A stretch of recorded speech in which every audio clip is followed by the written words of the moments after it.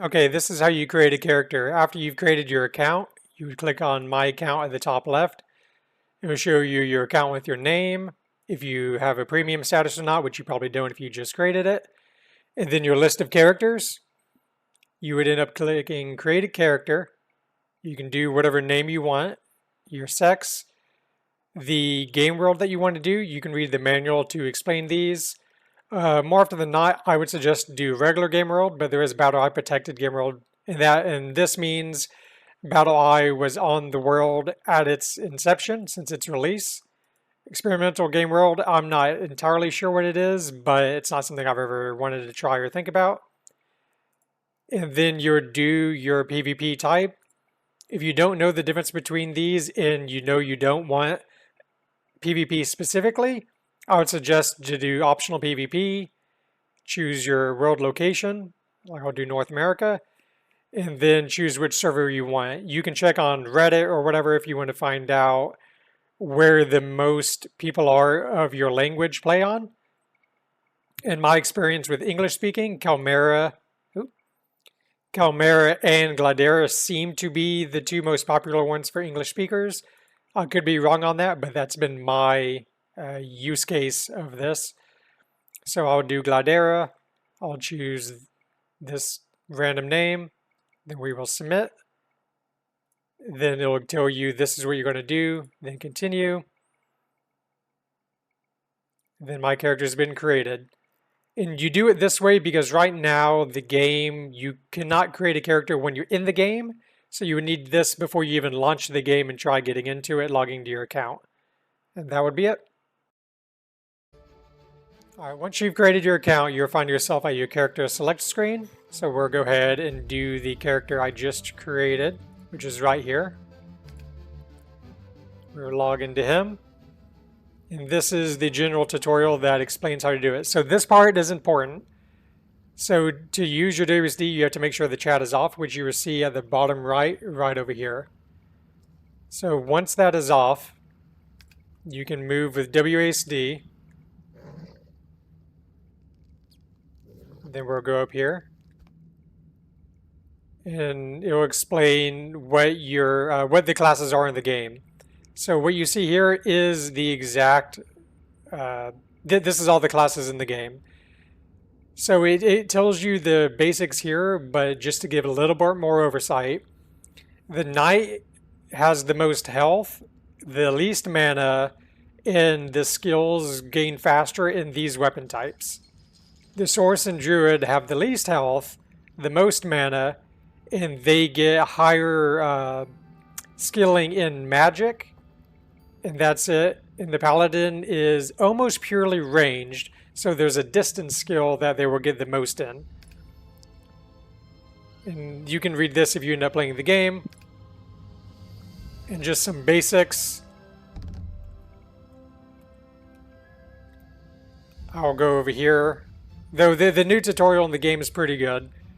But we will choose the Sorcerer. And I just want to show something real quick in the game before we go to the next part of it. So you can hit spacebar to attack the nearest thing to you. And it'll be based on your battle list up here, so you can change the ordering in if you want. And if you push Alt and Q, it will loot all bodies around you. So if I kill this one again,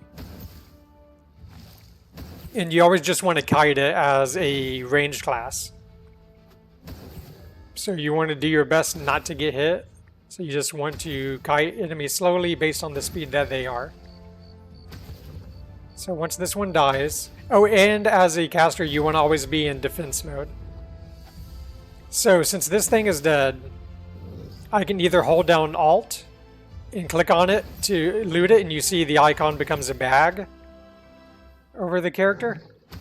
So if I left click it now, I just open the character sheet so I can loot what's on it. But if I hold Alt, I can auto loot this one. Then Alt Q just loads everything around you so you don't have to click anything.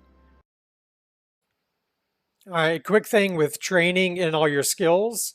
this game works in the more you use a skill, the faster or the better you get in it.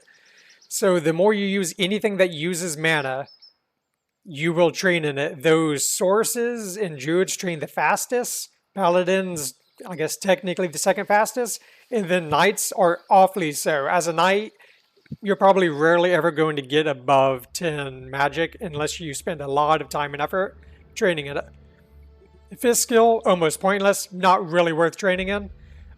Club, sword, and axe are only really for knights. Like you might get 10, 11, 12 training as a sorcerer druid in any weapon skill. It's probably not going to happen though. It's up to you which one you want to train in, but usually as a knight, whatever you choose to train in, you might as well go only in that. If you try split up training, you're just slowing your progression down. It's not really worth it. Distance, any character can train in distance, but paladins are the ones that are more often than not, you're solely going distance. Shielding, all classes will level in it. You can only train in shielding really if you have a shield on you. I'm not going to go into how shielding works. Most players don't use a shield in the game currently with how it works. It's up to you on your playstyle, on any role-playing you do if you're going to use it. You'll have to read guides on if you should use a two-handed weapon or one-handed and shield. It's all up to you. Fishing. You can fish in any open source of water. More often than not, you need a fishing pole in your inventory and you need worms. I'll maybe show that later. It's worth doing if you don't want to carry food on you, but it's not really expected that people are going to go hard into fishing. We're going to show off some basic UI changes you can do along with some basic controls just to get you started. So one of the first things you can do is, I believe when the game first launches for you, I think it starts around this big with a huge chat. So the border between the game and the chat or your hotbars, you can just click on it. And you can just scroll it down. I typically keep it around 300%, but you can keep on going to 345 if you want to. But then it makes it harder to see what NPCs and maybe other players are saying. So you can do whatever one you like the most, but 300 is what I stick with. Another thing you can do is if you open more things, like let's say you like keeping most things open. I'm trying to think of another one that you can do. There we go. You can click the arrows at the top left or top right of your health or mana bar, and you can either minimize it, or you can add 3 layers. Well, I think you can do 3 on each side. 3 and 2. But you can add multiple layers, so you could be like, oh, I want my backpack here. I want my quest tracker over here. I want my spells down here. Well, spells, battle list, and so forth. So you can kind of mix and match. Eventually you'll be carrying more than one backpack, so you can have all the backpacks shown on these windows as well, so you can keep track of everything that you have on you. That's some of the UI stuff. Now with controls, and I don't know if the game ever tells you this, but if you hold control down, you can move what direction your character's facing without actually moving. This is helpful with casters more often than not, but it can be useful with any character. So let's say you're coming this way and you walk in the corner but you're being chased by monsters. You can hold control then push right, and then you return this way. Then if you have any area of effect spells, they'll be going in front of you. So that if you're facing the wall, they won't be hitting the wall. Because if there's a monster here, you won't be able to move and turn naturally with the monster. There is a setting. If you go to the settings and then go to, what is it? Controls. Here we go. It's just controls, then always turn towards the direction of movement. So you can turn that on. And then if you apply that, and what that does is if there is a monster or something in your way, you will end up turning to face them when you want it normally otherwise. So he's to my right, I turn to face him if I go to walk into him. With it off, you won't do that. So if I come down here and I'm hitting left, I won't immediately turn. I would have to hold control and turn. So that's also a useful setting that if you don't want to worry about the control. I like to have the choice of when I turn, but I don't play a caster most of the time, so it's not something I've had a lot of pain points on being like, man, I wish I would have turned by itself without me doing control to turn. Another thing I want to show is how hotkeys can work and why you should use them. So you always want to have a rope on you and a shovel, though the rope is way more important. So I'm not going to show it again because I have it in the previous section, but if you do go down here, it's recommended that you always have your rope on a hotkey, so if you fall down a hole or you go down a hole that you don't know if you're going to die or not, you can always just like, it's your oh shit key, so you can be like, oh shit, then push the hotkey, then click where you're standing and immediately get out. Because this game does have some pretty punishing situations where you might want to explore, but you also have a good chance to die. Same thing with potions. If your potion's in your inventory and you click it, it has a use on. So like you could heal another player if you wanted to with the potion. But you want to use it on you vast majority of the time. So, but if you have a hotkey on your taskbar, let's say you want to assign an object, then click on what you want to assign. So let's say, let's do the healing potion. You can be like, all right, use on target, use on yourself, or use with crosshair. Most of the time, like, all right, I'm just going to use it on myself. I'm going to apply, and then now if I need to heal, I could be like, all right, let's make this hotkey F2, and it'll override my previous one, which is over here. Click OK, and now if I just hit F2, it'll immediately heal myself. So anytime you have an object where you think that you should be using it on a regular basis, make sure you make it a hotkey because you don't want to be fumbling around in your inventory or do it while you're in a fight. To get quests in the game, every NPC you need to talk to, so you can just left click on them and it says hi, and anything blue will be the important things. So typically, if you're unsure, if you talk to an NPC, you can either say help, mission, or quest. And one of the three, if they are a character that gives a mission, it'll give it to you. So with Nago over here, I don't know how to say his name, you can click help, and it'll tell you a little bit about the game and how shovels work. But if I do mission, it's like, okay, if you're looking for a mission, go talk to Morris upstairs. So we'll go upstairs and talk to Morris. Say, I have a little quest or a mission for you. Click mission. I have a job, so I can either fetch something or I can kill something, and he gives you a choice. So I'll choose kill. Then I can choose what I want to kill. So the trolls are right outside the starting area, so I'll say trolls. And then he wants me to slay 20 of them. And then I can come over here and click the quest log button. Go open the quest tracker. It's here on the right side. I will add the quest, click show, then showing my quest. When you reach level 8, okay, so I'm not level 8 yet, so we're going to do trolls. Close it, and then there's trolls right outside town.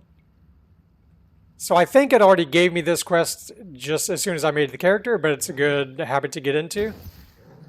Come back out here. Kill him.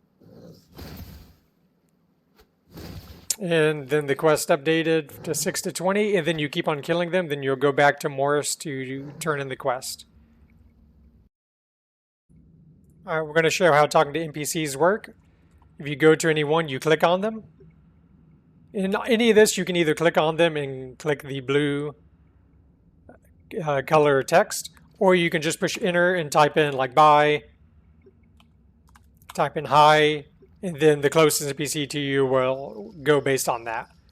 You can also type in trade if you don't want to click trade. It'll show you everything this specific NPC has to sell and anything that they'll buy from you. So he doesn't have anything that we want, so we'll go up here. and see if these guys have anything on white. If NPCs are ever near each other, sometimes you will need to say hi, then that specific name. This only happens, I think, a time or two that I've seen in Khazad-dûm, which is a dwarven city later in the game, but generally that's how it may work.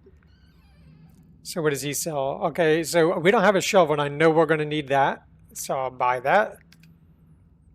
Then I can sell him meat, but I don't want to sell him anything that I have on me.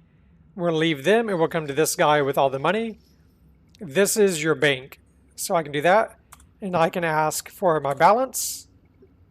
I have 0 gold, or I can say deposit all, if I want to deposit all my gold, or I can say deposit 10.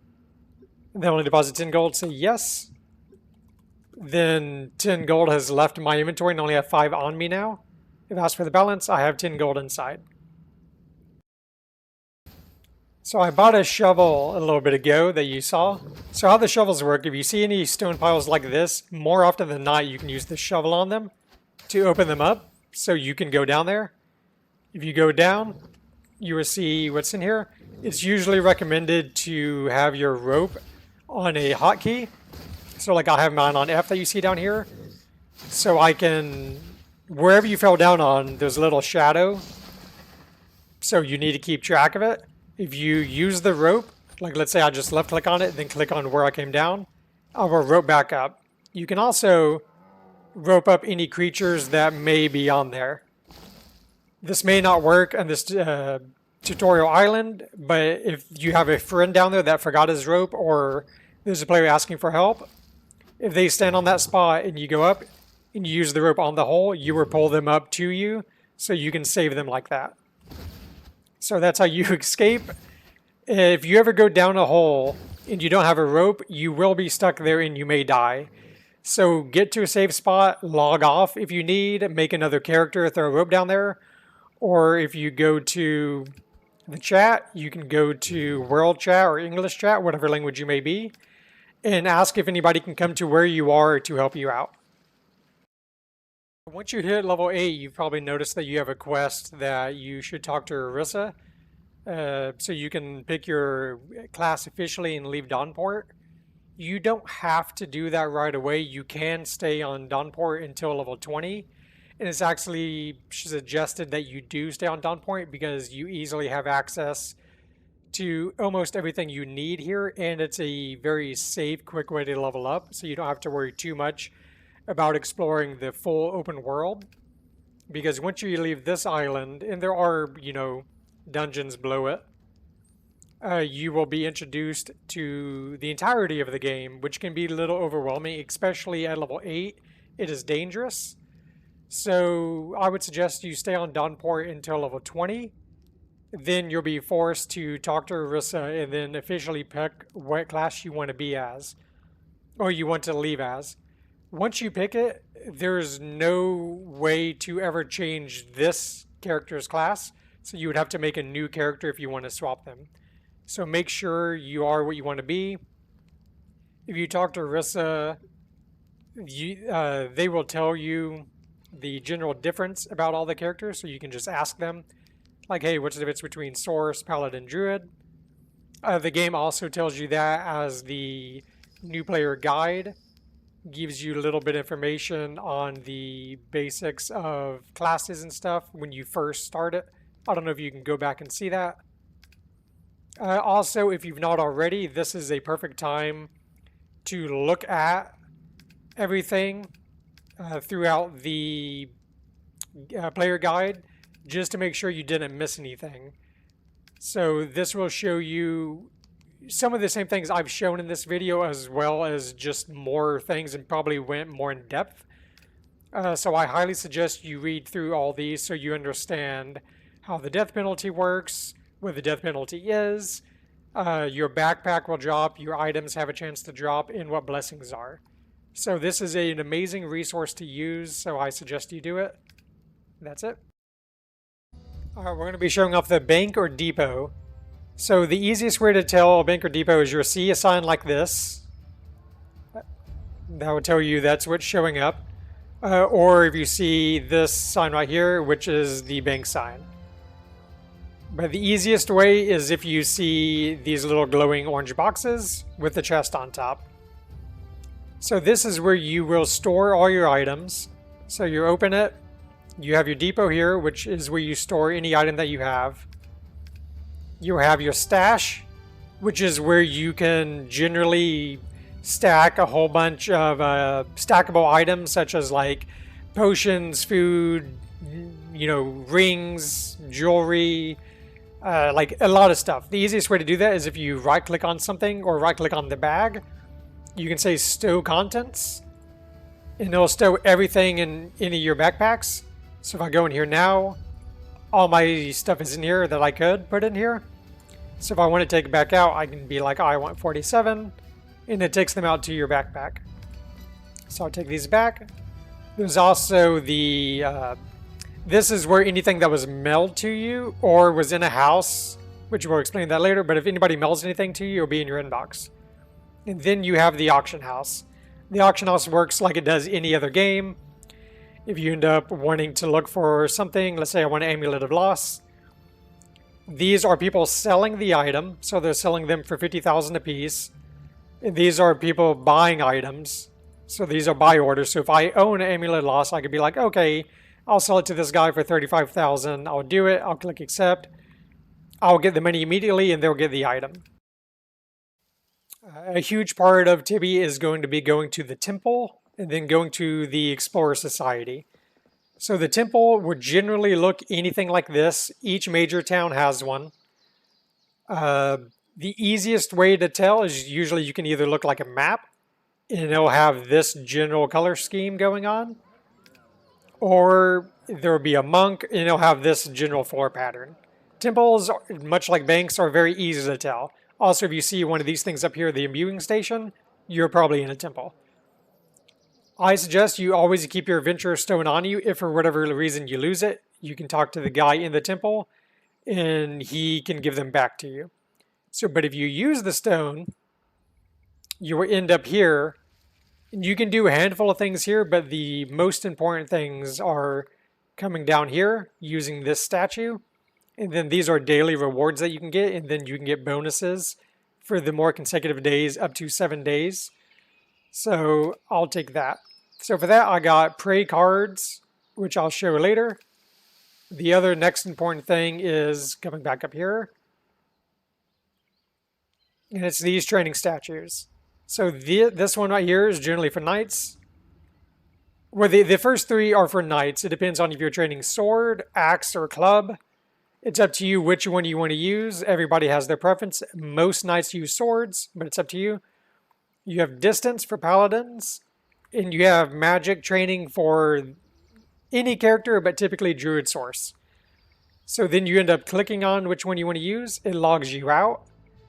And then for the next, let's open up this. For the next maximum 12 hours, you are offline trained and you're slowly accumulate skills in whatever you're training in. So this one's magic, so I would be training in magic, and that's what I'll get. Okay, when you're in the area that you come to into the temple, if you go up here, you'll see a forge. If you use, I guess you can only use these. If you use this, it will bring this up. This is something that can only be used by premium players, so if you're subbing to the game. It's a little convoluted, so I'll go to the very basics. If you have two of the same item, you can combine the items and you'll get a slight buff of whatever it is. So if I had two of the exact same swords, I would be able to combine them or have a chance to combine them, and it'll merge the swords together and I'll get something called Onslaught, which gives you a chance to like double hit or crit or something like that. There is a lot more to this, but this is the very basic overview. When you are a premium player, or even if you're free, you'll see characters that have like a little blue number next to their name. That will be how much dust you get from them. So once you get 100 dust, then you can merge the items, or you can come in this conversion and you can get splinters or slivers. You can get exalted cores, or you can increase your dust limit. If you don't know what to do, I would suggest increasing your dust limit, but it's entirely up to you. I would suggest if you really want to go hard on this system outside the basics of combining items, which also does cost a good amount of gold, I would look up a separate guide or Wikipedia that further explains this, because it can be a little easy to get over your head on it. All right, once you get to level 20, no matter what class you are, you can get a promotion. So like right now, I'm just a druid, but you can become like an elder druid or so forth, depending on the character. Usually it is whoever can give you the promotion is the king or queen of whatever city you're in. So in Theus, it's the castle up here. You would end up going to the king. So to talk to the kings or queens, you typically need to hail them. So I'll try hail king. And then I can ask for a promotion. And the promotion costs 20,000 gold. Making gold is a whole other thing. Maybe I'll make a video on it. But once you have the 20,000 gold, you would ask for promotion. You would say yes. You have to be level 20. The thing the promotion gives you are a good amount of things, but generally it will be faster mana and health regen, which is very crucial for all the classes. And you will get double the soul points. Soul points are used to make anything that you can conjure or create. I don't believe knights use it as far as I've ever noticed, but sources and druids use it to make runes, and paladins use it to make arrows and amongst other things that they do. So the promotion is very crucial and worth getting as soon as possible once you get the 20,000 gold. All right, once you hit level 50, or I think it's 51, so it looks like 51, you can find out about the Wheel of Destiny, the gems in the Fragment Workshop. A very quick overview is Wheel of Destiny is a very slow but powerful upgrade system to your character. You get 1 point per 1 level, so I would not expect to get any major progress on this done for the foreseeable future.